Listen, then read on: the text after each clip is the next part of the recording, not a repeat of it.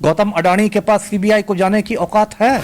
ये लोग नरेंद्र मोदी के पालतू कुत्तों की तरह काम कर रही एजेंसियां सीबीआई। तेजस्वी ने ही एक बार कहा था कि बीजेपी के 3 जमाई, ईडी, आईटी, सीबीआई। 2014 से ही सियासत की बल्लेबाजी नरेंद्र मोदी कर रहे हैं। 2024 में भी लोकसभा का चुनाव है और ऐसे में 2024 की जीत के लिए लगातार बीजेपी दमखम दिखा रही है और चाह रही है कि 2014-2019 में धमाकेदार जो जीत हासिल की 2024 में भी वैसे ही उनकी सरकार बने। और इस पूरे मामले को लेके अगर 2024 का खेल बिगड़ सकता है नरेंद्र मोदी का, तो उसके लिए लालू यादव फ्रंट पे हैं। लेकिन जब जब देश में और बिहार में चुनाव आता है तो लालू यादव पर लगातार ईडी, सीबीआई का शिकंजा कस जाता है। ये तमाम बातें आरजेडी के मुंह से और विपक्ष के जो नेता हैं वो कहते हैं। और 2024 के होने वाले चुनाव को लेके लगातार सीबीआई लालू आवास पर, लालू के घर में लालू यादव, राबड़ी देवी से लगातार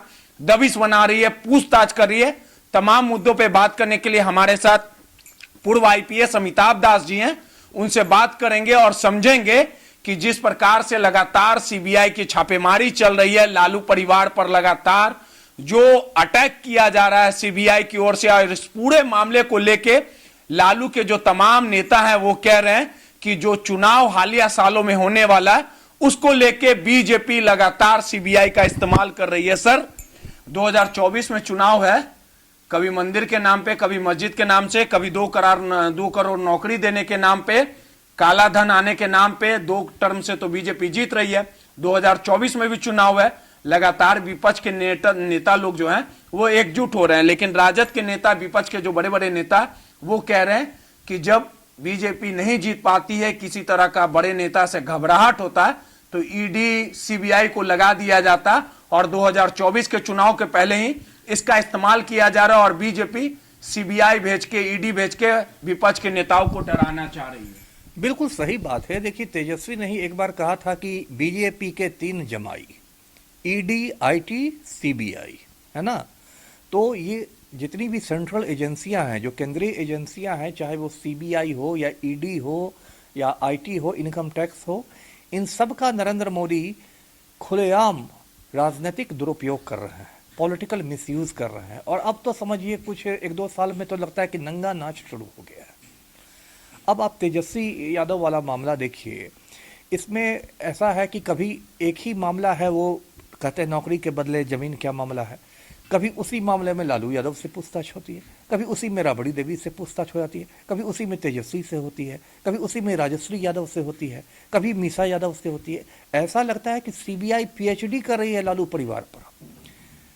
अब तो लगता है सीबीआई डायरेक्टर को और ज्वाइंट डायरेक्टर को डॉक्टरेट की उपाधि दे देनी चाहिए कि आप लोगों ने लालू परिवार पर इतना बड़ा शोध कर लिया है। तो बीजेपी वाले तो कहते हैं कि स्वतंत्र जांच एजेंसी है, जैसा लालू यादव किए हैं वैसा भोग रहे हैं, तब न जा रही है सीबीआई उनके घर। और इतना बीजेपी का तर्क है। अरे ये भाजपाई लोग तो झूठ, पैदाइशी झूठे होते हैं, झूठ बोलने के लिए ही दुनिया पर में पैदा होते हैं।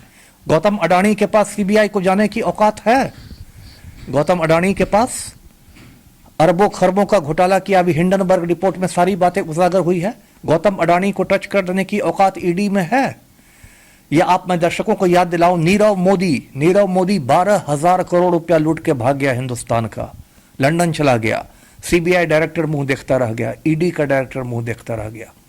विजय माल्या 5,000 करोड़ रुपया लूट के भाग गया हिंदुस्तान का, सीबीआई डायरेक्टर मुंह देखता रह गया, ईडी डायरेक्टर मुंह देखता रह गया।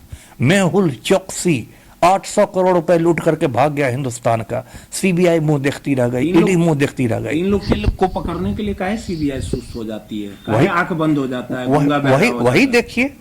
वही देखिए, क्योंकि सीबीआई जो है, सुप्रीम कोर्ट ने कई साल पहले कहा था कि सीबीआई पिंजड़े का तोता है, जो मालिक सिखाता है वही बोलता है। और अब तो सीबीआई पिंजड़े का तोता क्या, उसको पालतू कुत्ता कह लीजिए।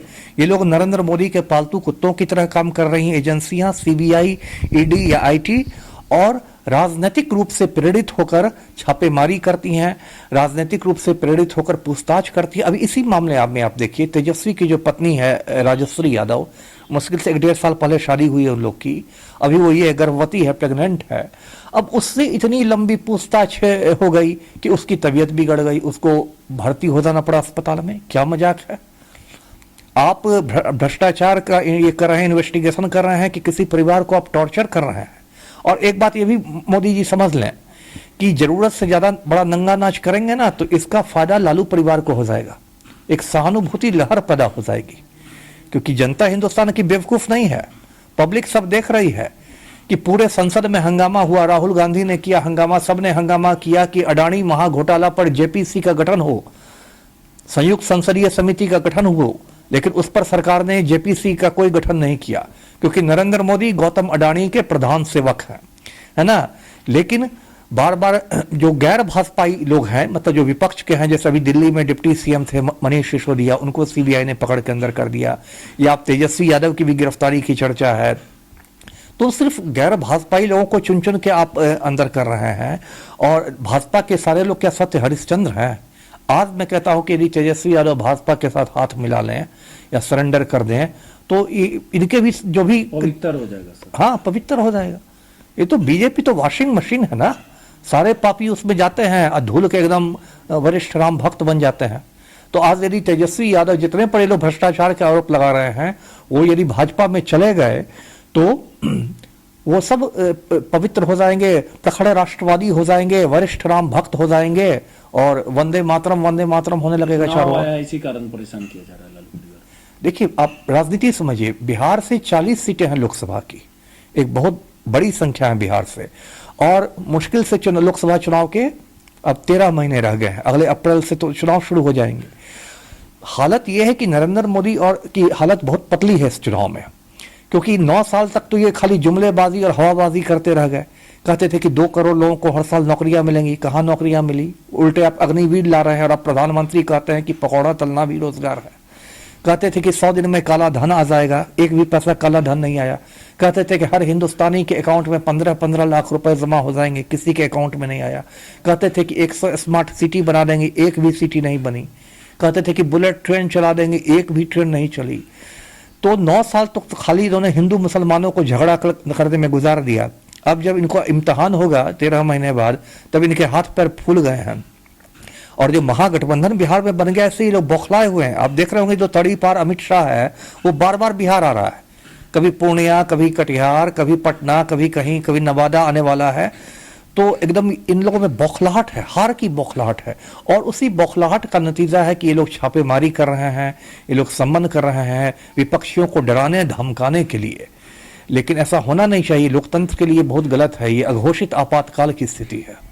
सीधे तौर पे अमिताभ दास जी थे, उन्होंने कहा कि लगातार जो लालू परिवार को परेशान किया जा रहा है, बेचैन किया जा रहा है, और सीबीआई ईडी जो पीछे लगाया जा रहा है, इस सब कहीं ना कहीं ये बीजेपी के इशारों पर हो रहा है और लगातार लालू परिवार को परेशान किया जा रहा है। 2024 में जो लोकसभा का चुनाव होगा, कहीं हार का सामना ना करना पड़े बीजेपी को, इसी कारण ये तमाम चीजें बीजेपी करवा रही है। रोहित, नटराज न्यूज़, पटना।